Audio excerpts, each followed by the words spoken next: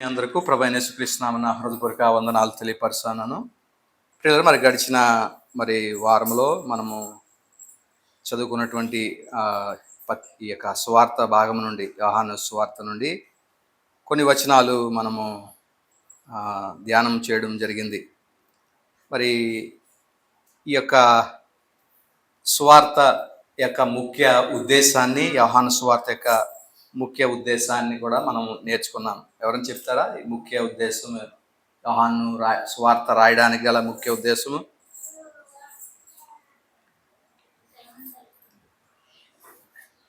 ఏంటి? ఓకే,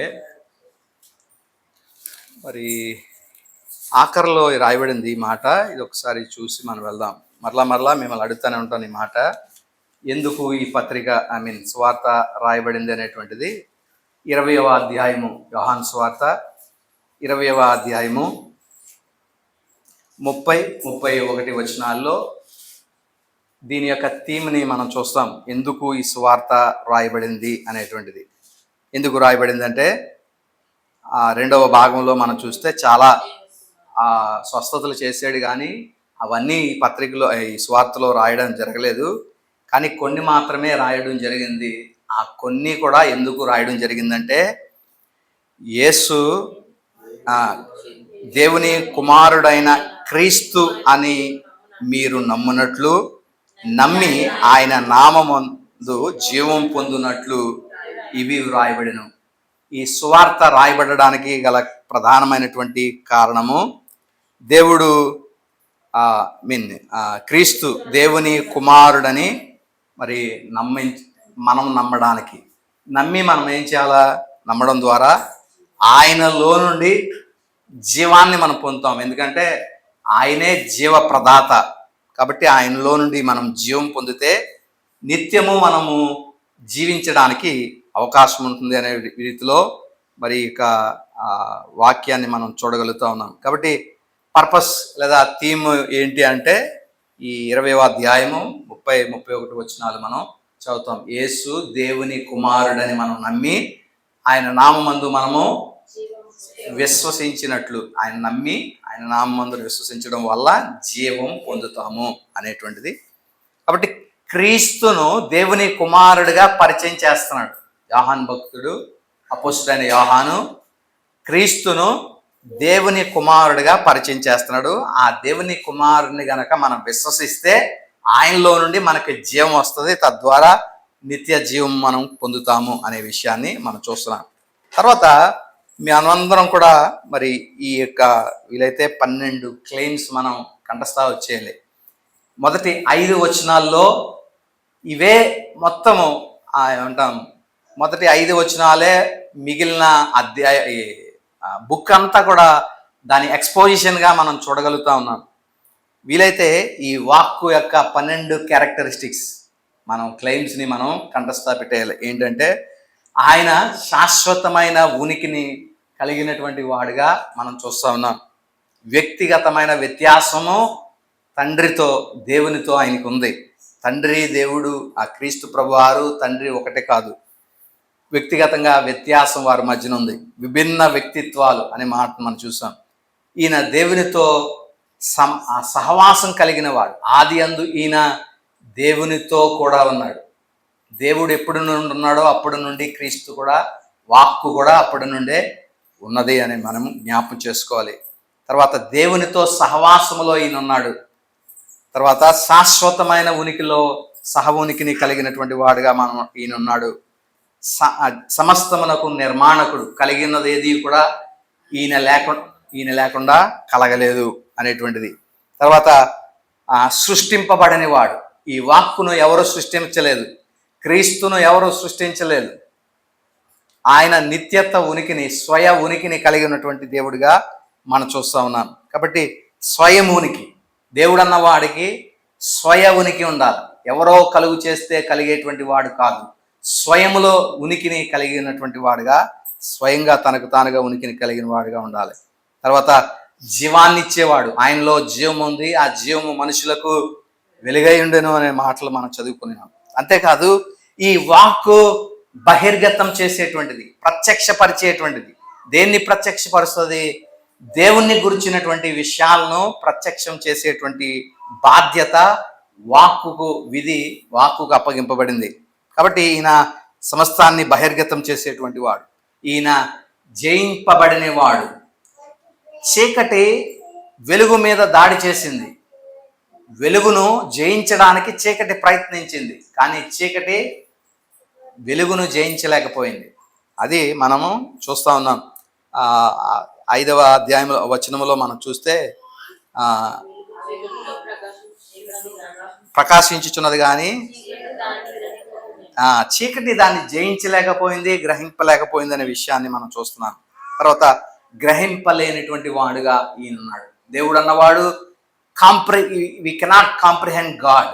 దేవుని ఆలోచనలు మనకు అర్థం కావు. దేవుని గుణలక్షణాలు కానీ ఆయన యొక్క విషయాలను గూర్చినటువంటి సమస్తాన్ని మనం అర్థం చేసుకునే అవకాశం మనకి లేదు.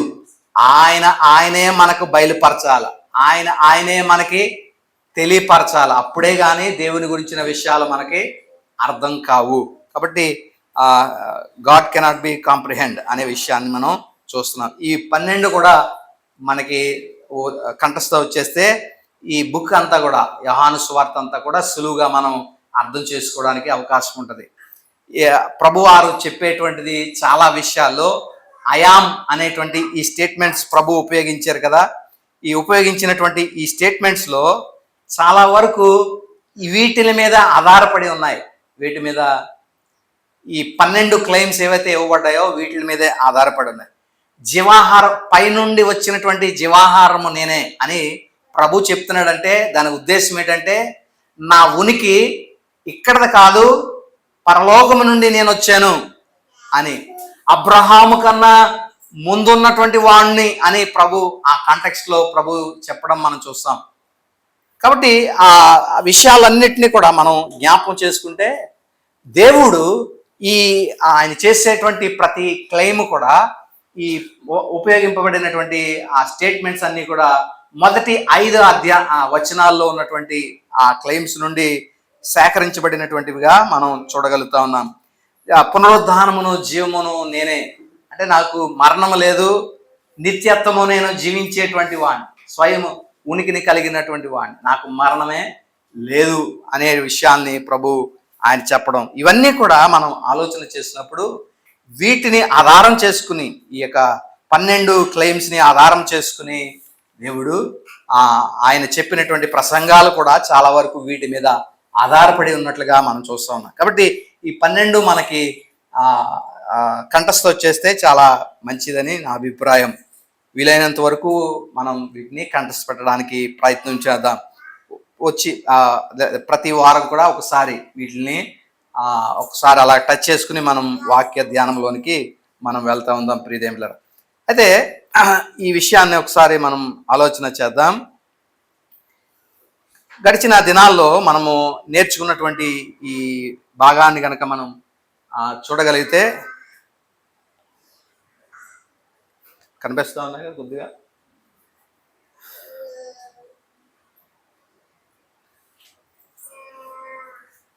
వాక్యానికి ఉన్నటువంటి వివిధ అంశాలతో వాక్యానికి ఉన్నటువంటి సంబంధాన్ని మనం చూస్తూ ఉన్నాం. మొదటిది మనం చూసేమేంటంటే వాక్యమునకు ఆదికి ఉన్న సంబంధం, ప్రారంభానికి. ఆది యందు వాక్యం ఉండేది అంటే ఆది ఎప్పటి నుండి అని మనం లెక్కేస్తున్నామో, కాలము ఎప్పటి నుంచి అనేది కాలము నిర్ణయింపబడిందో ఆ కాలానికి అప్పటికే ఆ వాక్యము ఉంది. దానికి పూర్వము నుండే వాక్యము ఉన్నది అనే విషయాన్ని మనము జ్ఞాపకం చేసుకుంటా ఉన్నాం. కాబట్టి ఆదికిని వాక్యమునికి ఉన్నటువంటి ఒక రిలేషన్ని మనం చూసి ఉన్నాం. తర్వాత వాక్యమునకు దేవునికి ఉన్నటువంటి సంబంధాన్ని మనం చూసాం. ఈ వాక్యము అంటే త్రిత్వములోని 2వ వ్యక్తిత్వము, త్రిత్వములోని మొదటి వ్యక్తిత్వము రెండు సమానం కాదు. వాళ్ళిద్దరూ ఒకటి కాదు. గుణలక్షణాల్లో సమానమై ఉండొచ్చు, నేచర్లో స్వభావంలో వారిరువురు ఒకటే రీతిగా ఉండొచ్చు, కానీ వారిరువురు ఒకటి కాదు. వారు విభిన్నమైన వ్యక్తిత్వాలు కలిగిన వారు. పర్సనల్ డిస్టింక్షన్ వారి మధ్య ఉంది అనే విషయాన్ని మనం జ్ఞాపకం చేసుకోవాలి. వారు విభిన్నమైనటువంటి వారే, వేరు వేరు అయినప్పటికీ కూడా వారు ఇరువురు ఏం చేస్తున్నారు? ఆయన ఎక్కడున్నాడు? ఆదియందు వాక్యము దేవుని యొద్ద ఉండెను, వారు ఇరువురు సహవాసములో ఉన్నారు, నిత్యత్వము వారు సహవాసములో ఉన్నారు అనే విషయాన్ని మనం చూస్తున్నాం. ఇది వాక్యమునకు దేవునికి ఉన్న సంబంధంగా మనం చూస్తూ ఉన్నాం. తర్వాత వాక్యానికి త్రిత్వానికి ఉన్నటువంటి సంబంధాన్ని మనం చూసాం. త్రిత్వంలో ఏ మిగిలిన ఏ పర్సన్హుడ్ కూడా, ఏ వ్యక్తిత్వం కూడా శరీరాన్ని ధరించలేదు. రెండవ వ్యక్తిత్వం మాత్రమే. మనం ఆ టైం లైన్లో చూసినప్పుడు ఆ టైం లైన్లో అది వాక్కుగానే కొనసాగింది. నిత్యత్వము పూర్వము నుండి క్రీస్తు జన్మించే వరకు కూడా ఆ ట్రినిటీలో ఏ మాత్రమే మార్పు లేదు. వారి ముగ్గురులో కూడా ఎవరో శరీరాన్ని ధరించలేదు. ఎప్పుడైతే క్రీస్తు శరీరాన్ని ఉద్భవించిన ఆ వాక్కు శరీరాన్ని ధరించిందో అప్పటి నుండి మరి ఈ త్రిత్వంలో ఒక తేడా వచ్చింది. దేవుడు అల్లా తండ్రి అయ్యాడు, వాక్యం అల్లా క్రీస్తు అయ్యాడు, పరిశుద్ధాత్మ యథావిధిగా ఉన్నాడు. అది ఒక మార్పుగా మనం చూసి ఉన్నాం త్రిత్వంలో వాక్యానికి ఉన్న ఆ సంబంధాన్ని. తర్వాత వాక్యమునకు సృష్టికి ఉన్నటువంటి సంబంధాన్ని మనం చూస్తా ఉన్నాం. వాక్యమునకు సృష్టికి ఉన్న సంబంధం. వాక్యాన్ని ఈ సృష్టి అంతటిని కూడా ఎవరు సృజించారు అని మనం చూస్తే, ఎవరు సృజించారు సమస్తాన్ని కూడా? వాక్యము. ఎలాగ వాక్యం అని మనం చెప్తామంటే, సమస్తమును ఆయన మూలముగా కలిగాను. ఆయన అనగా వాక్కు మూలంగా సమస్తం కలిగినది ఏది ఆయన లేకుండా కలగలేదు. కొలసీలకు రాబడిన పత్రికలు కూడా మనం వారం చూసాం. సమస్తానికి కూడా ఆయన నిర్మించిన వాడుగా, నిర్మాణకుడుగా మనము చూసి ఉన్నాం ప్రియదేవులారా. కాబట్టి సృష్టికి వాక్యానికి ఉన్నటువంటి సంబంధం. సృష్టిని ఆయన సృజించాడు కానీ ఈయన్ని ఎవరు సృజించలేదు. వాక్కును ఎవరు సృజించలేదు. సృజింపబడని వాడు, సృష్టింపబడినటువంటి వాడు, స్వయం ఉనికిని కలిగినటువంటి వాడుగా ఈయన మనం చూసి ఉన్నాం. అంతేకాదు ఈ వాక్కును పతనం కానీ మానవునికి ఉన్న సంబంధం మనం చూసాం. పతనముకు ముందు వాక్యము ఈ దేవుని గురించినటువంటి ప్రత్యక్షతలు వారికి అనుగ్రహిస్తూనే ఉన్నటువంటి పరిస్థితిని మనం చూస్తున్నాం. అనునిత్యము వారితో సహవాసంలో ఈ వాక్యము ఉండింది కదా. ఈ వాక్యము ప్రతి చల్లపూట వారితో దేవుడు మాట్లాడినటువంటి పరిస్థితి. మాట్లాడడం అంటే వాక్కును తెలియపరచడం. అది మరి ఈ వ్యక్తులతో, లేకపోతే ఆది ఆదాములు అవ్వలతో మరి అట్టి సహవాసములో వాక్యం ఉన్నది అనేటువంటి విషయాలను మనం చూస్తా ఉన్నాం. తర్వాత వెలుగునకు ఆయన సృజించినటువంటి జీవులకు మధ్య ఉన్నటువంటి సంబంధాన్ని కూడా మనం చూసాం. ఆ సమస్త జీవులు, దేవదూతలు కానీ, తర్వాత మొక్కలు కానీ, పక్షులు కానీ, జంతువులు కానీ, మానవులు కానీ, వీటన్నిటికీ జీవము కలుగు చేసింది ఎవరు అని మనం చూస్తే క్రీస్తు ప్రభు వారే దానికి జీవము ప్రదాతగా మనం చూస్తున్నాం. ఆయనలో జీవము ఉండెను, ఆ జీవము మనుషులకు వెలుగై ఉండెను అనే మాటలు మనం చూస్తా ఉన్నాం. తర్వాత పతనమైన మానవునికి వాక్కునకు ఉన్నటువంటి సంబంధాన్ని కూడా మనము కొన్ని విషయాలు మనం ఈ దినాన నేర్చుకోవడానికి ప్రయత్నం చేద్దాం.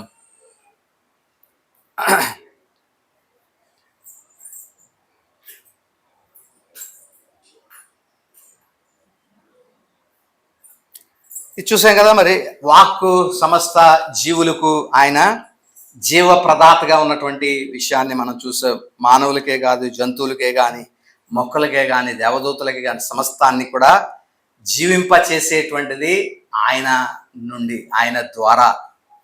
ఆ హెబ్రీ పత్రికలో మనం నేర్చుకున్నాం, ఆయన సమస్తమునకు నిర్మాణకుడు అని నేర్చుకున్న తర్వాత సమస్తమును ఆయన మహత్తు గల మాట చేత ఆయన నిర్వహిస్తున్నటువంటి వాడు అని మొదటి అధ్యాయము 3-4 వచనాల్లో మనం చదువాం. ఆయన మహత్తు గల మాట చేత సమస్తమును నిర్వహిస్తున్నటువంటి వాడు, నిర్వాహకుడు. అంటే దేవుడు భూమిని, ఆకాశమును, అందులో ఉన్న సమస్తముని కూడా ఆయన మాట చేత సస్టైన్ చేస్తున్నాడు, దాన్ని నిర్వహిస్తా ఉన్నాడు అనే విషయాన్ని మనము నేర్చుకుని ఉన్నాం ప్రియదేవులారా. తర్వాత ఒక తప్పిదాన్ని మనం చూసాం. ఏంటంటే ఈయన సృజింపబడిన వాడు అనే చాలా మంది కొన్ని డినామినేషన్స్ బోధిస్తాయి. యెహోవా సాక్షులు కానీ లేదా మార్మన్ సిద్ధాంతం కానీ ఇలాగా క్రీస్తు కలుగు చేయబడిన వాడు లేదా సృజింపబడిన వాడు అని వారు బోధిస్తూ ఉంటారు. సృజింపబడిన వాడు దేవుడు అవ్వలేడు. దేవునికి నిత్య ఉనికి ఉండాలి. నిత్య ఉనికి దేవుడికి ఉండాలి. కలుగు చేయబడినటువంటి వాడు దేవుడు కాలేడు. కాబట్టి క్రీస్తు కలుగు చేయబడలేదు, నిత్యత్వము ఉనికిలో ఉన్నాడు అని ఇక్కడ మనం ఈ విషయాన్ని మనం చూసి నేర్చుకుని ఉన్నాం ప్రియదేవులు. తర్వాత ఈ యొక్క వ్యక్తిత్వములో ఈ ముగ్గురు వ్యక్తిత్వం తండ్రి దేవుడు, వాక్కు, పరిశుద్ధాత్మలో ఒక వ్యక్తిత్వము వాక్కు అనేటువంటి ఈ వ్యక్తిత్వం మాత్రమే ఆ శరీరాన్ని సంతరించుకుంది అనే విషయాన్ని కూడా మనము నేర్చుకున్నాం. ఆయన స్వయము ఉనికి కలిగినటువంటి దేవుడిగా మనం చూస్తా ఉన్నాం. యోహాను సువార్తలో క్రీస్తును దేవుని కుమారుడిగా చూపించడంలో ఉద్దేశం ఏంటంటే ఈయన ఇప్పుడే ఉద్భవించిన వాడు కాదు. ఈయన నిత్యత్వము నుండి వాక్కుగా కొనసాగుతున్నాడు. అయితే వాక్కుగా నిత్యత్వం కొనసాగింపబడుతున్నటువంటి ఆయన ఇప్పుడు శరీరాన్ని ధరించి మన మధ్యకి వచ్చాడు అని యోహాను తన యొక్క సువార్త ద్వారా మనకి అప్పుడు ఉన్నటువంటి యూదులకి కూడా తెలియపరుస్తున్నటువంటి విషయాన్ని మనం చూస్తా ఉన్నాం. తర్వాత వెలుగుకు సృష్టితో ఉన్నటువంటి సంబంధాన్ని మనం ఒకసారి చూద్దాం ప్రియదేవులారా. ఆయనలో ఆ జీవము మనుషులకు వెలుగై ఉండెను. దేవునిలో నుండి ఒక జీవము సర్వ జీవులకు చెప్పినట్లుగా దేవదూతలకు, పక్షులకు, జలచరాలకి కానీ, జంతువులకి కానీ, మొక్కలకి కానీ, మానవులకి కానీ దేవుని నుండి వస్తున్నటువంటి జీవము మనుషులు పొందుతున్నట్లుగా సమస్తము ఆ జీవం ద్వారా మనుషులు బ్రతుకుతున్నట్లుగా మనం చూస్తా ఉన్నాం. ఆ జీవము మనుషులకు ఏమైందంటే వెలుగై ఉన్నట్లుగా మనం చూస్తా ఉన్నాం. అయితే ఇక్కడ ఒక విషయాన్ని మనం గమనించాలి. దేవుడు ఈ వెలుగును కలుగు చేసినటువంటి పరిస్థితిని మనం ఆదికాండంలో ఒకసారి చూసినప్పుడు దాన్ని మంచిదిగా చూశాడు అని అక్కడ వాక్యంలో మనం చూడగలుగుతా ఉన్నాం. చూద్దాం ఒకసారి ఆదికాండము 1వ అధ్యాయమును మనం చూసినట్లయితే ఆదికాండము 1వ అధ్యాయము 3-4 వచనాలు. దేవుడు వెలుగు కమ్మని పలకగా వెలుగు కలిగెను, వెలుగు మంచిదైనట్లు దేవుడు చూసెను. దేవుడు వెలుగును చీకటిని వేరుపరచెను. అంటే ఇక్కడ ఒక విషయాన్ని మనం అర్థం చేసుకోవాలి. ఏంటంటే దేవుడు వెలుగును కమ్మని పలకగా వెలుగు కలిగింది. అంటే ఈ వెలుగు క్రీస్తు ప్రభువారిని వెలుగుగా ఉన్నటువంటి ఆ వెలుగు ఒకటి కాదు. ఒకవేళ ఒకటై ఉండుంటే ఈయన్ని ఎవరో కలుగు చేశారు అంటే ఈ వాక్యాన్ని బట్టి మనం ఏమని అర్థం చేసుకోవచ్చు. వెలుగు కమ్మని పలికితే అప్పుడు వెలుగు కలిగింది. దేవుడు క్రీస్తుని నువ్వు కలుగు అంటే క్రీస్తు కలగలేదు, లేదా దేవుడు వాక్యాన్ని కలుగు అంటే వాక్యం కలగలేదు. నిత్యత్వము ఆయనతో సహా ఉనికిలో ఉన్నాడు. దేవుడు ఎప్పటి నుంచి ఉనికిలో ఉన్నాడో అప్పటి నుండి క్రీస్తు కూడా ఉనికిలో ఉన్నాడు. కాబట్టి ఆ వెలుగును గురించి మనం కొద్దిగా డిస్టింక్షన్ మనం చూడాలి జాగ్రత్తగా. అయితే ఇక్కడ ఉన్నటువంటి ఈ వెలుగును మనం పరిశీలన చేస్తే క్రీస్తు ప్రభువులో ఉన్నటువంటి వెలుగు ఒకటి ఉంది. ఆ వెలుగు ద్వారా మనుషులకు జీవం కలుగుతుంది అనే విషయాన్ని మనం చూడగలుగుతా ఉన్నాం. అయితే ఈ వెలుగు మానవుల్ని వెలిగింప చేస్తుంది అనే విషయాన్ని మనం జ్ఞాపకం చేసుకోవాలి. చూడండి, ఆ వాక్కు ద్వారా వచ్చినటువంటి వాక్కులో ఏముంది? ఇందాక మనం చూసాం, ఆయనలో వెలుగు ఉంది, ఆ జీవం ఉంది, ఆ జీవము మనుషులకు వెలుగై ఉండెను. కాబట్టి ఈయనలో వచ్చినటువంటి జీవం ద్వారా వచ్చిన వెలుగు ఈ మానవులకి ఏమవుతుందంటే వెలుగిస్తుంది. ఆ వెలుగు ఎలాంటి వెలుగు అంటే నైతికమైనటువంటి జ్ఞానము, ఆధ్యాత్మిక జ్ఞానంలోనికి వారిని నడిపించేటువంటిదిగా ఈ వెలుగు ఉన్నదనే విషయాన్ని మనం జ్ఞాపకం చేసుకోవాలి ప్రియులరా. అయితే మొదటి నుండి కూడా యోహాను సువార్తలో చాలా సార్లు దాదాపుగా 14 సార్లు చీకటి అనే అంశం గురించి రాయబడినట్లుగా మనం చూస్తా ఉన్నాం. చీకటిని ఎక్కువగా ప్రస్తావించినటువంటి గ్రంథంగా ఈ సువార్తగా దీన్ని మనం చూస్తా ఉన్నాం. Darkness in the gospel of John అది ఒక థీమ్గా ఈ బుక్ అంతట్లో కూడా మరి ఉండడం మనం చూడగలుగుతా ఉన్నాం. ఉదాహరణకి చీకటి ఎలాగ ఉద్భవించింది, లేకపోతే ఎలాగ ప్రవేశించింది మానవాళ్ళలోకి అని మనం ఆలోచన చేసినప్పుడు, దేవుడు కలుగు చేసినప్పుడు సమస్త సృష్టి యావత్తు కూడా ఆయన చూసినప్పుడు అది ఎలా ఉంది, చాలా మంచిదిగా ఉంది అనే విషయాన్ని అక్కడ మనం చూస్తాం. అయితే చాలా మంచిదిగా ఉన్నటువంటి ఈ సృష్టిని అపవాది ఏం చేశాడంటే ఆ సాతానుడు అవ్వను మోసగించి వారి ద్వారా దేవుడి ఆజ్ఞను అతిక్రమింపచేసి వారిలోనికి చీకటి ప్రవేశించేటట్లుగా చేశాడు. చీకటి ఇప్పుడు మానవాళిలోనికి ప్రవేశించింది. ఈ చీకటి వెలుగు మీద దాడి చేయడం ప్రారంభించింది. వెలుగును జయింప చేయడానికి ప్రారంభించింది. వెలుగును ఆక్రమించి లేకపోతే వెలుగు లేకుండా చేసేయడానికి చీకటి క్రమేణా అది తన పంజా విసిరింది. అయితే ఈ చీకటి ఇంకా మొత్తం లోకమంతా చీకటమయమైపోయేటువంటి ఆ పరిస్థితుల్లో వారు ఆశ్చర్యకరమైన ఒక వెలుగును చూశారు అనే వాక్యాన్ని ప్రకారము క్రీస్తు ఒక వెలుగుగా ఈ లోకంలోనికి ఆయన వచ్చారు. అయితే ఈ మనుషుల్లో ఉన్నటువంటి ఈ చీకటి క్రీస్తులో ఉన్నటువంటి ఆ వెలుగును గ్రహించలేకపోయారు. అందుకనే మనం చూస్తున్నాం కదా, ఈయన గ్రహింపలేని వాడు, కెనాట్ కాంప్రిహెండ్ గాడ్. దేవుణ్ణి మనంగా అర్థం చేసుకోలేము.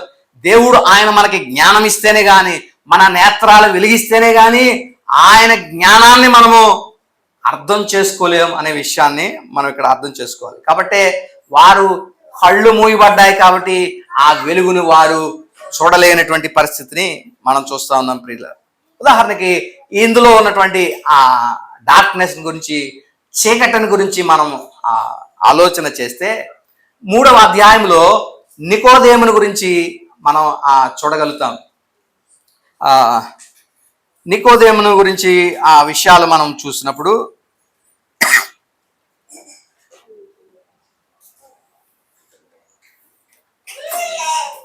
అతడు రాత్రి వేళ యేసుక్రీస్తు ప్రభు యొద్దకు అనే 1వ అధ్యాయంలో ఉన్నట్టుంటుంది. అది యూదుల అధికారి అయిన నికోదేము అతడు రాత్రి యందు ఆయన యొద్దకు వచ్చాడు. వచ్చిన వేళ అక్కడ స్పష్టంగా రాయబడుతుంది ఏ సమయంలో వచ్చాడు అనేటువంటి. ఎలాంటి సమయం అంట?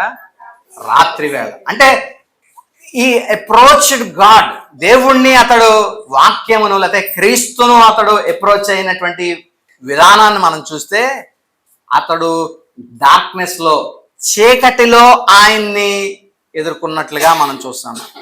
చీకటిలో ఎదుర్కొని అతడు ఎక్కడికి వెళ్ళాడు? వెలుగులోనికి వెళ్ళినట్లుగా మనం చూస్తా ఉన్నాం. చీకటి నుండి వెలుగునకు ఎప్పుడైతే వెలుగును కనుగొన్నాడో చీకటి నుండి వెలుగుకు వెళ్ళినటువంటి పరిస్థితి నికోదేముగా మనం చూస్తా ఉన్నాం. అదే ఒక వ్యక్తి ఉన్నాడు, ఇస్కరియోతు యోధా అని మనం చూసినట్లయితే అతడు మనం చూసాం 13వ అధ్యాయం యోహాను సువార్త 30వ వచనం చదివితే 13:30.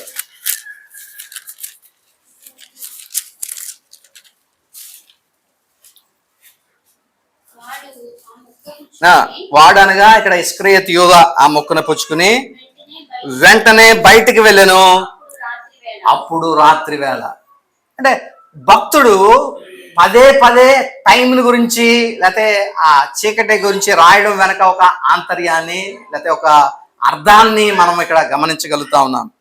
అది రాత్రి వేళ అని స్పష్టంగా టైం గురించి రాయబడుతుంది.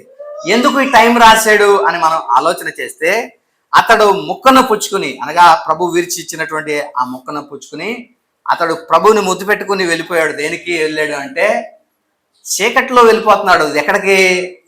క్రీస్తు ప్రభువు అని అమ్మివేయడానికి. అంటే అతడు వెళ్ళేటువంటిది చీకటి దారిగా, అతడు ఎంచుకున్న మార్గము చీకటి మార్గంగా మనం చూస్తున్నాం. చీకటి కార్యము చేయడానికి అతడు, చీకటి పని చేయడానికి అతడు వెళ్తున్నట్లుగా మనం చూస్తా ఉన్నాం. ఇక్కడ ఇప్పుడు దాకా ఎక్కడ ఉన్నాడు ఇతను? వెలుగు దగ్గర ఉన్నాడు. వెలుగులోంచి ఎక్కడికి వెళ్తున్నాడు? చీకటిలోనికి, చీకటి కార్యాలు చేయడానికి వెళ్తున్నాడు. నికోదేము చీకటిలో ఉన్నాడు. చీకటిలో నుండి వెలుగు దగ్గరికి వచ్చాడు. వెలుగు నుండి తన జీవితం అంతా కూడా వెలుగుమయంగా చేసుకోవడానికి నడిచి వెళ్ళిపోతే, ఇస్కరియోతు యూదా మాత్రం వెలుగు నుండి చీకటిలోనికి వెళ్ళిపోయి అతని జీవితం అంతయు చీకటిమయంగా చేసుకున్నటువంటి పరిస్థితిని మనం చూస్తా ఉన్నాం. కాబట్టి ఈ అంతయు కూడా ఒక ప్యాటర్న్ గా మనం చూడగలుగుతా ఉన్నాం. ఒక థీమ్, డార్క్నెస్ అనేటువంటిది, చీకటి. యోహాను సువార్తలో చీకటి అనేటువంటిది ఒక ప్రాముఖ్యమైన థీమ్ గా దీన్ని మనం చూస్తా ఉన్నాం. ఇంకా మనం చూస్తే ఆ క్రీస్తు ప్రభు వారు సిలువ వేయబడే సమయంలో కటిక చీకటి ఆ ప్రదేశం అంతా కూడా ఆవరింపబడడాని గురించి భక్తుడు రాస్తా ఉన్నాడు. అయితే ఇక్కడ మనం చూడగలిగితే సిలువ మరణము చీకటి క్రియగా దాన్ని మనం ప్రస్తావించినప్పటికీ, అది ఒక విధంగా మానవాళికి మేలే అయినప్పటికీ, కానీ అది చేసిన కార్యము చీకటి కార్యంగా దాన్ని మనం చూస్తా ఉన్నాం. కానీ ఆ చీకటి కార్యము ఒక 3 రోజులైన తర్వాత ఆదివారం నాడు ఉదయమున ఆ క్రీస్తు ప్రభువారు లేచినటువంటి పరిస్థితిని వెలుగుమయంగా మనం చూడగలుగుతాం. చీకటిని ఆయన చీకటిలో ఉంచడానికి ప్రయత్నం చేశారు, కానీ ఆ చీకటిలో ఆయన ఉండలేదు. వెలుగుగా ఆయన తిరిగి లేచాడు మనుషులను వెలిగించడానికి అనే విషయాన్ని మనం ఇక్కడ జ్ఞాపకం చేసుకోగలుగుతాం ప్రియదేములారా. కాబట్టి యోహాను సువార్తలో చీకటి అంటే కొన్ని సార్లు ఆ చీకటి అనేటువంటిది లిటరల్ గానే ఉపయోగింపబడింది. క్రీస్తు ప్రభువారు మనం ఆ ధోని ఎక్కి అద్దరికి వెళ్దాం అనే సందర్భంలో రాయబడిన అది రాత్రి వేళ, అంటే రాత్రి వేళ వారు ప్రయాణమై వెళ్ళారు. అది మామూలు కాన్సెప్ట్, అది మామూలుగా లిటరల్ గా తీసుకోవచ్చు. కానీ కొన్ని ప్రత్యేకంగా ఇస్కరియోతు యూదా విషయంలో కానీ, లేదా ఆ నికోదేము చీకటిలో నుండి వచ్చిన నికోదేము కాదు, నతానియేలు, క్షమించండి, నతానియేలు ఆ చీకటిలో నుండి అతని యొద్దకు వచ్చినటువంటి ఆ సందర్భము కానీ, ఇలాగ లేకపోతే క్రీస్తును సిలువ వేయబడినప్పుడు కమ్మిన చీకటి కానీ, ఇలాగ కొన్ని ప్రాముఖ్యమైనటువంటి అంశాల్లో చీకటిని ప్రస్తావించినటువంటి సందర్భము, అది లిటరల్ గా కాక దాని వెనక ఉన్న ఆ థీమ్ని మనం అర్థం చేసుకుంటే అది ఆధ్యాత్మిక అంధకారము అని సూచిస్తుంది అనే విషయాన్ని మనం జ్ఞాపకం చేసుకోవాలి ప్రియులరా. కాబట్టి చాలాసార్లు ఈ యోహాను సువార్తలో ఉపయోగింపబడిన చీకటి ఆధ్యాత్మికమైన చీకటిగా దాన్ని మనం జ్ఞాపకం చేసుకోవాలి. అయితే మరి యేసుక్రీస్తు ప్రభువారు ఆయనే బోధించుకుంటూ తన్ను తాను శిష్యులకు తెలియపరచుకుంటూ ఒక మాటని, నేను లోకమునకు వెలుగై ఉన్నాను అని అక్కడ ఉన్నటువంటి శాస్త్రులతో పరిశీలతో ఆయన వాగ్విధానికి చిన్న ఆర్గ్యుమెంట్కి దిగినటువంటి సందర్భాన్ని మనం చూస్తే 8వ అధ్యాయంలో 12వ వచనంలో ఈ మాటని మనం చూస్తా ఉన్నాం. 12వ వచనము, మరలా యేసు, నేను లోకమునకు వెలుగును, నన్ను వెంబడించువాడు చీకటిలో నడవక జీవపు వెలుగు కలిగి ఉండునని వారితో చెప్పు. చీకటిలో నడవక అంటే వాళ్ళు అంటే మామూలు అది రాత్రి వేళనా దాని అర్థం అక్కడ చీకటి అంటే చీకటి కార్యాలు మీరు చేయకుండా వెలుగు సంబంధులుగా ఉంటారు, వెలుగు కార్యాలు చేసేటువంటి వారుగా మీరు ఉంటారు అనే విషయాన్ని అక్కడ మనం చూడగలుగుతా ఉన్నాం ప్రియదేవుడు. అయితే ఇంకా కూడా 3వ అధ్యాయం 1వ వచనం కూడా మనం చదివితే, యోహాను సువార్త 3:1 మనం చదివితే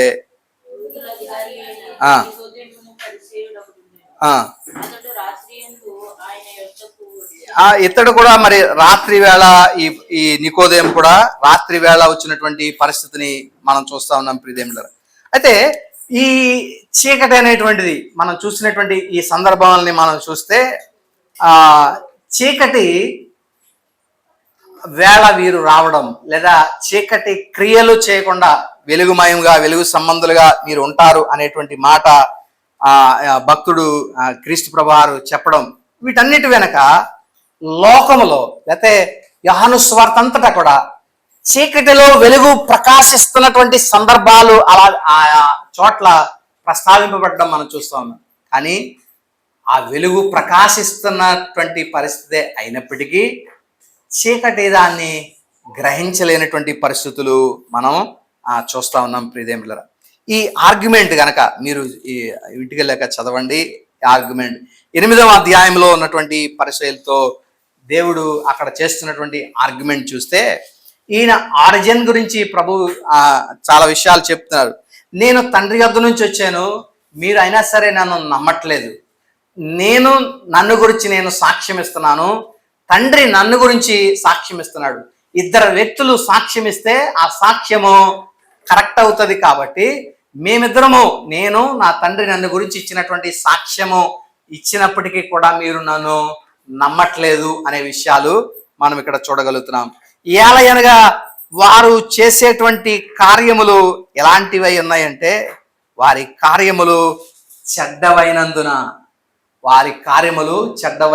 వారు వెలుగును లోనికి రావడానికి, చీకటి కార్యములు కాబట్టి వారు వెలుగులోనికి రావడానికి వారు నిరాకరించారనేటువంటి మాట మనం చూడగలుగుతా ఉన్నాం ప్రియదేములరా. కాబట్టి చీకటి ఈ యొక్క యోహాను సువార్త అంతట్లో కూడా ఒక ప్రధానమైనటువంటి దీని కింద మనం చూస్తా ఉన్నాం. కొన్నిసార్లు ఈ చీకటిని అవిశ్వాసంగా లేకపోతే చెడుగా కూడా దీన్ని ఒక చిహ్నంగా దీన్ని మనం చూస్తా ఉన్నాం ప్రియదేములరా. చీకటి అనేటువంటిది లేదా కాంతి లేకపోయినటువంటి పరిస్థితి కాదు, లేదా సాయంకాలం అయిపోయిన తర్వాత సూర్యుడు అస్తమించిన తర్వాత చీకటి వస్తుంది. ఆ చీకటి గురించి కాదు ఇక్కడ ఎక్కువగా మాట్లాడేటువంటిది. ఆధ్యాత్మిక అంధత్వం, ఆధ్యాత్మిక అంధకారం గురించి ఎక్కువగా ఇక్కడ చీకటి గురించి ప్రస్తావింపబడినటువంటి విషయాలు మనం యోహాను సువార్తలో చూడగలుగుతా ఉన్నాం ప్రియదేములరా. 13వ అధ్యాయము అది మనం చూసాము. తర్వాత ఇంకా మనం ముందుకు కొనసాగితే ఇది ఒక నైతిక దుష్టత్వానికి సంబంధించిందిగా 3వ అధ్యాయం 19వ వచనంలో మనం చూస్తే 3:19-20 కూడా మనం చూద్దాం. వెలుగు లోకంలోనికి వచ్చాను కానీ తమ క్రియలు చెడ్డవైనందున మనుష్యులు వెలుగును ప్రేమింపగా చీకటినే వెలుగు లోకంలోనికి వచ్చింది, కానీ మనుషుల క్రియలు అప్పటికే మనుషులందరూ దేంతో నిండిపోయి ఉన్నారు? చీకటితో నిండిపోయి ఉన్నారు. ఈ చీకటితో నిండిపోయినటువంటి వీరి క్రియలు చెడ్డవైనందువలన ఈ వెలుగులోనికి రావడానికి మనుషులకు ఇష్టపడట్లేదు అనే విషయాన్ని మనం చూస్తా ఉన్నాం. కాబట్టి వీరు చీకటినే ప్రేమించేటువంటి పరిస్థితిగా మనం చూస్తా ఉన్నాం. కింద కూడా మనం చూస్తే దుష్కార్యములు చేయు ప్రతి వాడును వెలుగును ద్వేషించును, తన క్రియలు దుష్క్రియలుగా కనబడినట్లు వెలుగు. ఒకవేళ వెలుగులోనికి వస్తే ఆ చీకటిలో చేసే తన కార్యాలు బహిర్గతం అవుతాయి. అతని దుష్కార్యములని తెలియపరచబడుతుందని అతడు వెలుగులోనికి రావడానికి నిరాకరిస్తాడు, ఇష్టపడడు అనే విషయాన్ని మనం చూస్తున్నాం. కాబట్టి వెలుగును ప్రేమించినటువంటి వారుగా మానవులు ఉన్నట్లుగా మనం చూస్తా ఉన్నాం ప్రియదేములు. కాబట్టి ఇప్పటికీ కూడా లోకంలో ఈ వెలుగు ప్రకాశిస్తూనే ఉంది, సువార్త వెలుగు ప్రకాశిస్తానే ఉంది. మనుషులు తమ క్రియలను వదిలిపెట్టలేక, చాలాసార్లు సువార్త ప్రకటించినప్పుడు ఈ మాటలు అంటే దేవుని నమ్ముకుంటే ఇలా చేయాలంట కదండి, అలా చేయాలంట కదా, కాబట్టి అంటే అలా మనకు అవ్వదండి అని వారి కార్యములు విడిచిపెట్టడానికి, లేకపోతే వారికి ఉన్న వ్యసనాలు విడిచిపెట్టడానికి వారికి ఇష్టం లేక వెలుగును వారు నిరాకరిస్తున్నటువంటి సందర్భాన్ని మనం ఇప్పుడు కూడా లోకంలో చూడగలుగుతా ఉన్నాం ప్రియదేవుల. కాబట్టి ఈ ప్రకాశిస్తున్నటువంటి వెలుగు యోహాను సువార్తలో లైట్ అనేటువంటిది ప్రకాశిస్తూనే ఉంది. ఆ ప్రకాశాన్ని లేకపోతే ఆ వెలుగును మనుష్యులు అర్థం చేసుకోలేకపోతున్నారు, లేదా ఆ వెలుగు యొద్దకు రాలేనటువంటి పరిస్థితులు మనం చూస్తూ ఉంటాం ప్రియదేవులారా. ఇది ఒకటేసారి మనం ఆలోచన చేస్తే పాపపు చీకటిలో మరియు దేవుని గురించిన జ్ఞానములో మరి మానవాళి ఎలా ఉంది అనే విషయాన్ని మనం ఇక్కడ చూడగలుగుతాం. చీకటిలో వెలుగు ప్రకాశిస్తుంది. దేవునిలో వాక్కులో ఏముంది? వెలుగు ఉంది. లేదా ఆయనలో జీవం ఉంది, ఆ జీవము మనుషులకు వెలుగై ఉంది. ఆ వెలుగు మనుషుల మీద ప్రకాశిస్తున్నట్లుగా మనం చూస్తాం. అయితే ఈ పతనమైనటువంటి ఆ వ్యక్తిలో మరి మొదట మనిషిలో వెలుగుంది. దేవుడు సృష్టించినప్పుడు మానవులు పాపం లేని వారుగా ఉన్నారు, పరిశుద్ధులుగా ఉన్నారు, వెలుగుమయంతో ఉన్నారు. ఎప్పుడైతే పతనం జరిగిందో మానవుల్లోనికి ఏమొచ్చిందంటే చీకటి వచ్చింది. ఇప్పుడు మనుష్యులు చీకటిమయంగా ఉన్నారు, లోకమంతా కూడా చీకటిమయంగా అయింది. ఈ చీకటిలో ఉన్నటువంటి వారికి దారి చూపించడానికి ఆయన ఒక వెలుగుగా వచ్చారు. ఆ వెలుగు ఈ లోకాన్ని వచ్చినప్పటికీ కూడా వెలుగు దాన్ని గ్రహింపకుండాది. ఎందుకంటే మనుషుల కార్యాలు చెడ్డవైనందున వారి దుష్క్రియలు వెలుగులోనికి వస్తే అవి బహిర్గతమైపోతాయని చెప్పి వెలుగును వారు కోరుకోలేదు, వెలుగును వారు కోరుకునేటువంటి పరిస్థితి. కాబట్టి మనుషుల్లో వెలుగున్నప్పుడు వాక్కు ప్రకాశించింది. మనుషుల్లో చీకటి ఉన్నప్పుడు కూడా వాక్కు వెలుగుతూనే మనుషులకు వెలుగును ప్రకాశించినట్లుగా మనం చూస్తున్నాం. కాబట్టి మనుషులు వెలిగింపబడి ఉన్నా, చీకటిలో ఉన్న వెలుగులో ఉన్న చీకటిలో ఉన్న వాక్యము, ఆయనలో ఉన్న జీవము మనుషులకు వెలుగు అయిండును. ఆ వెలుగు మనుషుల్నిలో ప్రకాశిస్తూనే ఉన్నది. వీరు పడిపోకముందు, పడిన తర్వాత కూడా వాక్యము ప్రకాశిస్తూనే ఉన్నట్లుగా మనం చూస్తా ఉన్నాం. ప్రియదేవులారా,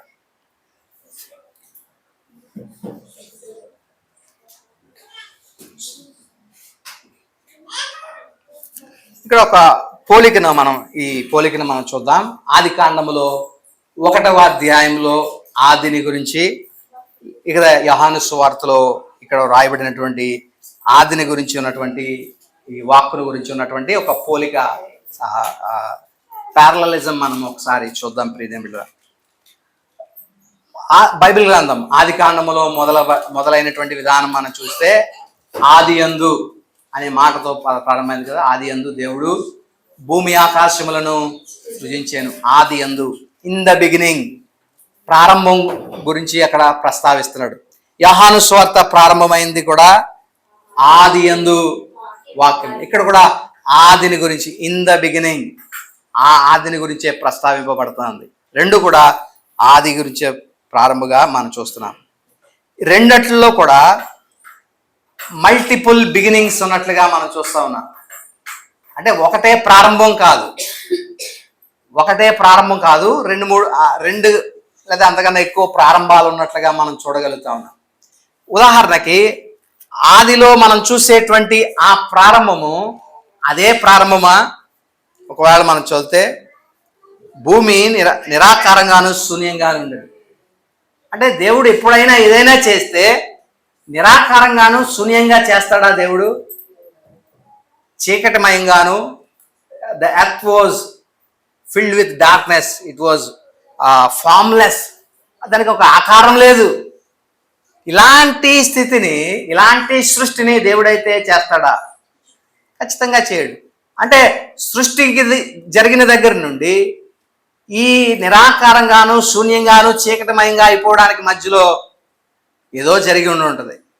కాబట్టే ఈ నిరాకారంగాను శూన్యంగా ఉన్నటువంటి దీనిని, చీకటిమయంగా ఉన్నటువంటి దీన్ని వాక్కు ఏం చేస్తుందంటే ఒక నిరాకారానికి ఒక ఆకారం చేస్తుంది. చీకటిలో ఉన్నదాన్ని వెలుగు కమ్మని పలికిగా. మొట్టమొదట సృష్టి ఆయన చేసింది వెలుగు కలుగు అని ప్రభువు పలకడాన్ని, వాక్కు పలకడాన్ని మనం చూస్తున్నాం. తర్వాత శూన్యంగా ఉన్న దాంట్లో, అంటే ఏమీ లేని దాంట్లో దాన్ని ఫిల్ చేస్తున్నాడు. దేని ద్వారా? జలరాశులు, తర్వాత జంతువులు, పక్షులు, చెట్లు, తర్వాత మనుషులు, వీటన్నిటితో ఆ భూమిని దేవుడు నింపుతున్నట్లుగా మనం చూస్తాం. జలరాశులతో కూడా భూమిని నింపినట్లుగా మనం చూస్తూ ఉన్నాం. కాబట్టి నిరాకారంగాను శూన్యంగాను చీకటిగా ఉన్నటువంటి దాన్ని మరలా ఆయన ఆకారం ఇచ్చి దీన్ని దేవుడు సృష్టిని మరొకసారి చేసినట్లుగా మనం చూస్తున్నాం. ఇక్కడ మల్టిపుల్ బిగినింగ్స్ ఉన్నట్లుగా మనం చూస్తున్నాం. లేదా ఆది యందు. ఆది యందు అంటే దేవుడు ఎప్పుడు ఉత్పన్నమయ్యాడు, అదే ఎప్పుడు ఉన్నాడు, అనంతము నుండి ఉన్నాడు. అది మనకెవరు తెలియదు. కానీ మనకు తెలిసిందల్లా ఒక కాలం ప్రారంభమైన దగ్గర నుండి మనకు తెలుసు. కాలం ఎప్పుడు ప్రారంభమైంది? దేవుడు సృష్టిని ప్రారంభించినప్పుడు. ఆ సృష్టి ప్రారంభించినటువంటి ఆ సమయం, ఆ కాలంలో మనం చూడగలిగితే ఆ సమయంలో మనం ప్రారంభం అయినట్లుగా, లేకపోతే బిగినింగ్ జరిగినట్లుగా మనం చూస్తున్నాం. అక్కడ మల్టిపుల్ బిగినింగ్స్ ఉన్నట్లుగా మనం చూస్తున్నాం. ఈ యోహాను సువార్తలో కూడా మనం చూస్తే ఆది యందు వాక్యం ఉండింది. ఆ వాక్యం ఏం చేసింది? సమస్తము సృష్టిలో శూన్యంగా ఉన్నటువంటి దాంట్లో దేవుడు ఏం చేస్తాడంటే సమస్తాన్ని ఆయన కలుగు చేశాడు. ఆ 2వ వచనములో మనం చూస్తే సమస్తమును ఆయన మూలముగా కలిగెను. సమస్తాన్ని కూడా ఈయన కలుగు చేసినటువంటి. ఇక్కడ మరి ఈ సృష్టి యొక్క ఆరంభంగా మనం చూస్తున్నాం. దేవుడు ఆరంభమేమో నిత్యత్వం నుండి ఉన్నట్లుగా, సృష్టి ఆరంభమేమో క్రీస్తు ప్రభు వాక్కు మరి పలకనప్పుడు ఆయన సమస్తాన్ని కూడా సృజించినట్లుగా ఇక్కడ మనం చూస్తూ ఉన్నాం. మల్టిపుల్ బిగినింగ్స్, ఆరంభాలని మనం చూస్తూ ఉన్నాం. తర్వాత 1వ అధ్యాయము 31వ వచనంలో మనం ఆది కాండంలో మనం చూస్తే 1:31లో దేవుడు తాను చేసినది యావత్తును చూసినప్పుడు అది ఎలా ఉంది? ఉత్తి మంచిదిగా ఉందా? చాలా మంచిదిగా ఉంది అనే విషయాన్ని ఇక్కడ మనం చూస్తా ఉన్నాం. చాలా మంచిది. కలుగు చేసిన సమస్తాన్ని చూసినప్పుడు, సృష్టిలో ఉన్నటువంటి సమస్తము కూడా అప్పటికి చాలా మంచిదిగా ఉన్నట్టుగా మనం చూస్తా ఉన్నాం. అయితే ఇక్కడ యోహాను సువార్తలో కూడా దేవుడు సమస్తాన్ని కలుగు చేశాడు. ఇందాక మనం చదువుకున్నాం 2వ వచనం ఆఖరి భాగంలో, సమస్తమును ఆయన మూలంగా కలిగినది ఏది ఆయన లేకుండా కలుగు. దేవుడు కలుగు చేసింది అంతయు కూడా మంచిదిగా, చాలా మంచిదిగా దేవుడు కలుగు చేసినట్లుగా మనం చూస్తూ ఉన్నాం. అయితే ఇలాంటి చాలా మంచిదిగా ఉన్నటువంటి ఈ సృష్టిలోకి ఏమొచ్చిందంటే చీకటి వచ్చింది, అంధకారము ఈ యొక్క లోకంలోనికి వచ్చినట్లుగా మనం చూస్తూ ఉన్నాం. ఇది మనకు తెలుసు. 3వ అధ్యాయంలో మరి అవ్వమ్మను సర్పం ఎలాగా మోసగించింది, ఇది నిజమా అని దేవుని యొక్క వాక్యాన్ని, ఆజ్ఞను వక్రీకరించి వారిని మోసగించినటువంటి పరిస్థితి మనం చూస్తా ఉన్నాం.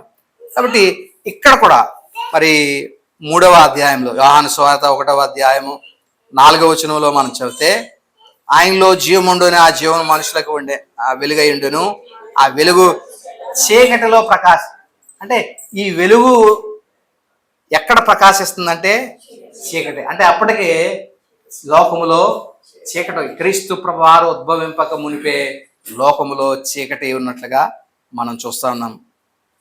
తర్వాత ఈ దేవుడు తాను చేసిన, లేకపోతే తను తాను ప్రత్యక్షపరచుకోవడం ప్రారంభించాడు. ఆ వెలుగు, చీకటిలో ఉన్నటువంటి వారికి వెలుగును గురించినటువంటి వార్తను మొట్టమొదట ఆదామవ్వలకి దేవుడు తెలియపరిచాడు. ఆదామా నీవెక్కడ అంటే, నేను ఇగో తుప్పల్లో దాక్కున్నాను. ఎందుకు అంటే, ఇగో మేము దిగంబరులుగా ఉన్నాం.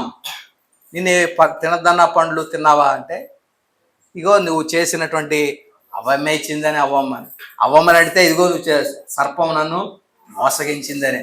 అయితే దేవుడు తనను తాను ప్రత్యక్షపరచుకున్నటువంటి విధానం, మీకు భయపడకండి, చీకటి మీలోకి వచ్చింది, ఒక వెలుగు మీకు రాబోతా ఉంది అని ప్రభు ఆ వాక్కు వెలుగును గురించి, తన గురించి తాను ప్రత్యక్షపరచుకుంది. ఎలాగా? ఒక కన్యక ద్వారా, లేకపోతే ఒక స్త్రీ సంతానముగా ఆయన ఈ వెలుగు రాబోతా ఉన్నాడు. స్త్రీ సంతానంగా ఈ వెలుగు లోకంలోనికి రాబోతుంది అని అక్కడ చెప్పడం మనం చూస్తా ఉన్నాం. అలాగే ఎలాగైతే దేవుడు ముందుగా మాట్లాడాడో లోకంలోనికి వెలుగు రాబోతుంది అన్నట్లుగా 5వ అధ్యాయంలో కూడా మనం చూస్తే ఆ వెలుగు చీకటిలో ప్రకాశించడం ప్రారంభించింది. ఎక్కడ? క్రీస్తు ప్రభువారు జన్మించిన దగ్గర నుండి ఆ వెలుగు ప్రకాశింపడం, లోకంలో ప్రకాశించడం ప్రారంభమైంది. కానీ దౌర్భాగ్యమైనటువంటి విషయం ఏంటంటే, చీకటి ఈ వెలుగును గ్రహించలేనటువంటి పరిస్థితిగా మనం చూస్తా ఉన్నాం. అయితే ఈ 3వ అధ్యాయము 15వ వచనము ఆది కాండంలో మనం చూస్తే 3వ అధ్యాయము 15వ వచనంలో,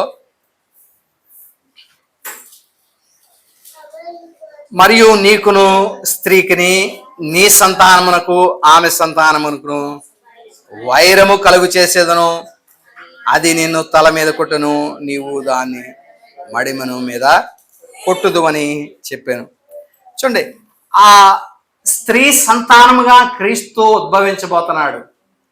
ఈ లోకంలో ఉన్నటువంటి అంధకారాన్ని అంతమొందించడానికి వెలుగుమయముగా ఆయన ఉద్భవించబోతున్నాడు. ఆ వెలుగుని నాశనం చేయాలని, వెలుగుని ఓవర్కమ్ చేయాలని చీకటి ప్రయత్నం చేస్తుంది. కానీ చీకటి అల్టిమేట్గా ఓడిపోయి వెలుగే గెలుస్తుంది అని 3వ అధ్యాయం 15వ వచనంలో ఇది మనం చదువుకున్నాం. ఆ విధంగానే క్రీస్తు ప్రభువారు యోహాను సువార్త 1వ అధ్యాయం 14వ వచనంలో ఆయన చెప్పినట్లుగా ఆ వాక్యము అంటే ఆ వెలుగు ఎలా వచ్చింది ఈ లోకంలోనికంటే ఒక శరీరాన్ని ధరించుకుని వచ్చింది. ఆ వెలుగు కృపా సత్య సంపూర్ణుడిగా మన మధ్య నివసించెను. ఆ వెలుగు మానవుల మధ్య నివసించింది. కానీ మనుషులు ఆ వెలుగును గ్రహించలేనటువంటి పరిస్థితిగా మనం చూస్తూ ఉన్నాం ప్రియదేవుడా. కాబట్టి ఈ వెలుగును గురించినటువంటి ఈ యొక్క భాగము మనం చూడగలిగితే, వాక్యానికి లేదా ఈ వెలుగుకి 2 రకాలైనటువంటి లక్షణాలు, క్యారెక్టరిస్టిక్స్ ఉన్నాయి. ఒకటి, ఇది గ్రహింపబడలేనిది, దీన్ని గ్రహించలేం. దేవుడు వారి కన్నులు తెరిస్తే తప్ప ఆ వెలుగును ఎవరు కూడా గ్రహించలేరు. చాలా 6వ అధ్యాయంలో మనం చూస్తాం, మనుషులు నన్ను గురించి ఏమనుకుంటున్నారని అడిగినప్పుడు ఒక్కొక్కరు అన్నారు, ఈయన పాత నిబంధనలో ఒక ప్రవక్త, లేకపోతే ఈయన ఏలియా అని, లేకపోతే ఇంకొక వ్యక్తి అని అంటున్నారు. అయితే మీరేమని అనుకుంటున్నారు అని శిష్యులను అడిగినప్పుడు పేతురిచ్చిన సమాధానము, నీవు దేవుని కుమారుడైన క్రీస్తు అని అతడు చెప్పడం. అప్పుడు ప్రభువారు చెప్తారు, ఇది నీకు తండ్రి బయలుపరచబడితే తప్ప అది నీకు తెలియలేదు. అంటే ఎవరు బయలుపరిచారు ఈయన దేవుని కుమారుడని? దేవుడే ఆ పేతురుకి బయలుపరచడం ద్వారా పేతురు ఈయన దేవుని కుమారుడని గ్రహించగలిగాడు. అలాగే ఒక వ్యక్తి క్రీస్తు దేవుని కుమారుడని ఎప్పుడు నమ్మగలడంటే దేవుడు అతని కన్నులు తెరవాల, అతనికి ఉన్న అంధకారం నుండి అతన్ని విడిపించగలగాలి. వెలుగును చూడగలిగే కన్నులు అతనికి దేవుడు దయచేస్తే తప్ప వెలుగుని మనుషుడు గ్రహించలేనటువంటి పరిస్థితి. కాబట్టి ఈయన గ్రహింపబడలేనివాడు. ఈయన ఎంత వెలుగుతో వెలగనివ్వండి, మనుషులు అంతే అంధకారంలో ఉంటారో అంత వెలుగు కూడా ఏమాత్రం వీరికి ఉపయోగపడదు. ఎందుకంటే దేవుడు వారికి అట్టి అంధకారంలో ఉండనిస్తున్నాడు. కాబట్టి దేవుడు ఆ వ్యక్తులకు వెలుగు చూడగలిగిన కెపాసిటీ వారి కన్నులకు ఇవ్వాల. చూడండి, ఆ వారి యొక్క కన్నులకు ఉన్నటువంటి పొరలు అవి తొలగిపోవాలి. ఆ పొరలు తొలగితే తప్ప అతడు దేవుణ్ణి, ఒక వ్యక్తి దేవుణ్ణి చూడలేడు. ఆ పొరలు ఉన్న అంధకార పొరలు అతనికి కప్పినంతసేపు క్రీస్తుని గ్రహించలేం. లోకము వెలుగును గ్రహించలేదు. ఇప్పుడు ఎందుకు ఇంతగా క్రీస్తుని గ్రహించలేకపోతున్నారు? ఈయన ఏదైనా చెడు చేయమన్నాడా? ఈయన బోధలు ఏమైనా లోకానికి విరుద్ధంగా ఉన్నాయా? ఈయన ఎందుకు క్రైస్తవ్యం ఎడల ఇంత వివక్షత, లేకపోతే క్రీస్తు గురించి ఇంత చులకన భావం ప్రజల ఎడల కలుగుతుంది అంటే, చీకటి ఈయన ఎంత వెలుగుగా ఈయన ప్రకాశించినప్పటికీ కూడా చీకటి వెలుగును గ్రహించలేనటువంటి పరిస్థితులు మనం చూస్తున్నాం.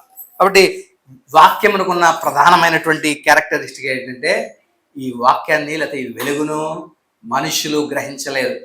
దేవుడు తనకు తాను బయలుపరచుకోవాలి, లేకపోతే దేవుడు అతని కన్నులు తెరిచి అతన్ని గుర్తించేటట్లుగా చేయాలి. చూడండి, అమ్మాయి ప్రాంతంలో 2 నడుచుకుంటూ వెళ్తున్నారు. దేవుడు వారితో పాటు వెళ్ళాడు. క్రీస్తు ప్రభువారు అనేక విషయాలు తన గురించి లేఖనాల్లో, ప్రవక్తలు, పాత నిబంధనలు రాయబడినటువంటి విషయాలన్నీ వారికి బోధించారు. అయినా వారు గ్రహించలేకపోయారు. ఎప్పుడు ఆయన రొట్టె విరిచి వారికి ఇచ్చినప్పుడు వారి కన్నులు తెరిచినప్పుడు అప్పుడు వారు కన్నులు తెరవబడి ఆయనని వారు గుర్తించసాగినట్లుగా మనం చూస్తున్నాం. దేవుడే వారి కన్నులు తెరిస్తే తప్ప ఒక వ్యక్తి క్రీస్తును గుర్తించలేడు. ఇది స్వార్థ గమనించాల్సినటువంటి ప్రధానమైనటువంటి విషయమే. మనుష్యులకు ఎంత మనం ఓదండి, ఆయన వారి చెవుల్లోకి ఎంత మనం ఎక్కించండి కానీ వారు గ్రహించలేరు. ఇప్పుడు దాకంటే దేవుడు అట్టి జ్ఞానం వారికి ఇవ్వాలా, దేవుడి కన్నులు వారికి తెరవాలా, దేవుడు వారి హృదయాలు గ్రహించేటువంటి కెపాసిటీ వారి హృదయాలకు ఇస్తే తప్ప మనం ఎంత మొరిగినా ఎంత వాగినా వారికి అర్థం కాదు. ఇదేదో విచిత్రమైన బోధలాగా వారికి అనిపిస్తుంది. కాబట్టి పిల్లరా, దేవుడే వారికి బయలుపరుచుకోవాలి. కాబట్టి ఈయన గ్రహింపబడనటువంటి వాడు. We cannot comprehend God. మనం ఎంత చీకటిలో ఉన్నప్పటికీ ఆ వెలుగుని చూడలేం, దేవుడు మన కన్నులు తెరవకపోతే. రెండవది, జయింపబడలేనిది. ఈ వెలుగు జయింపబడలేనిది. అంధకారము, లోకములనంత అంధకారమంతయు కలిసి ప్రయత్నం చేసింది క్రీస్తును చీకటిలో ఉంచడానికి.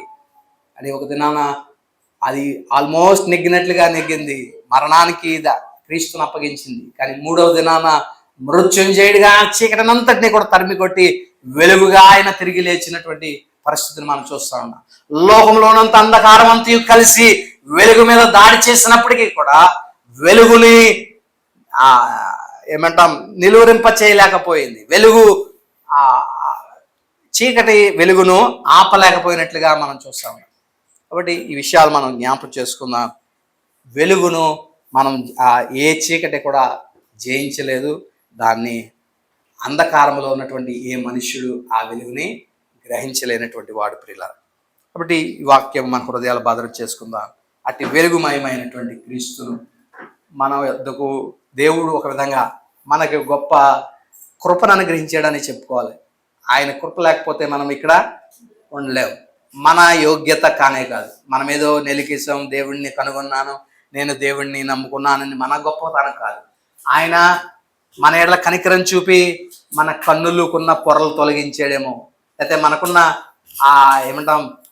దేవుడిని అర్థం చేసుకోగల కెపాసిటీ మన హృదయానికి ఇచ్చాడు, లేకపోతే ఆయన నమ్మేటువంటి హృదయం ప్రభు మనకి ఇచ్చాడు. కాబట్టే మనం ప్రభుని ఇలాగ కొలవగలుగుతున్నాం, లేదా ప్రభుని ఆరాధించగలుగుతా ఉన్నాం. దేవుడే మనల్ని జ్ఞాపకం చేసుకోకపోతే, ఆయనే మన కన్నులు తెరవకపోతే, ఆయన అర్థం చేసుకుని గ్రహించలే హృదయం మనకి ఇవ్వకపోతే మనము ఇప్పటికి ప్రభువుని వ్యతిరేకిస్తూనే ఉందాం. చీకటిని వెలుగుని వ్యతిరేకిస్తాను. కానీ ఆశ్చర్యకరమైన తన వెలుగులోనికి మనం పిలిచిన దేవుని గుణాతిశయాలని మనం ప్రచురం చేయాల్సిన బాధ్యత మనందరి మీద ఉంది ప్రియులు. అటు కృప పరిశుద్ధాత్మ దేవుడు కూడిన మనందరికి అనుగ్రహించిన గాక. చిన్న ప్రార్థన చేసుకున్నాం. కృపయు కనికరముల మా ప్రియ పరలోక తండ్రి, కొద్ది నిమిషాలు మీ వాక్యాన్ని ధ్యానం చేయడానికి ఇచ్చిన కృప కొరకు వందనాలు. విత్తబడిన వాక్యం మా వినికిడిలో ఫలింపచేయండి. వాక్యానుసారంగా జీవించడానికి కృపను అనుగ్రహించండి. నిజమేనా, మీరు లోకంలోనికి వెలుగుగా వచ్చినప్పటికీ చీకటి మనుషుల కార్యములు చెడ్డవైనందువల్ల దుష్కార్యములు ఆ వెలుగులో కనబడతాయని మనుషులు చీకటినే ప్రేమించారు కానీ వెలుగును ప్రేమించలేకపోయారు. అలాగే అనేక పర్యాయములు ఒకవేళ మేమును చీకటి కార్యములు ప్రేమించే వారుగా మేము మన్నించండి. మీ వెలుగును ఆయన మా హృదయంలో నింపుకున్న వారమై మేము మరి నానా తండ్రి ఆ వెలుగుకు సాక్షులుగా ఉండడానికి మీ కృపను అనుగ్రహించమని ప్రార్థిస్తూ, నిత్య వెలుగులో నిత్య జీవములో మేము నడవడానికి కావలసిన కృప మీ ఆత్మ ద్వారా మీరే మాకు అనుగ్రహించమని, విత్తబడిన వాక్యం ఇంటిలో ఫలింపచేయమని, నిలిచిన ప్రతి బిడ్డకి మీ ఆశీర్వాదంతో తృప్తిపరచమని యేసుక్రీస్తు పరిశుద్ధ నామమున స్తుతించి ప్రార్థించి వేడుకొనిచున్నాము తండ్రి. ఆమేన్.